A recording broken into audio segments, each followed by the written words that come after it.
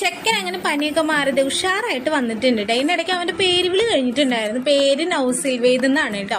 ഈ ഒരു പേര് പറഞ്ഞ സമയത്ത് ഒരുപാട് പേര് നെഗറ്റീവും പോസിറ്റീവും ആയിട്ടുള്ള കാര്യങ്ങൾ പറഞ്ഞിട്ടുണ്ടായിരുന്നു കേട്ടോ. രണ്ടും ഞങ്ങൾ സ്നേഹപൂർവ്വം സ്വീകരിച്ചിട്ടുണ്ടായിരുന്നു. അപ്പോൾ പോസിറ്റീവ് പറഞ്ഞ ആൾക്കാർക്ക് ഒരുപാട് സന്തോഷം പറഞ്ഞതിന്.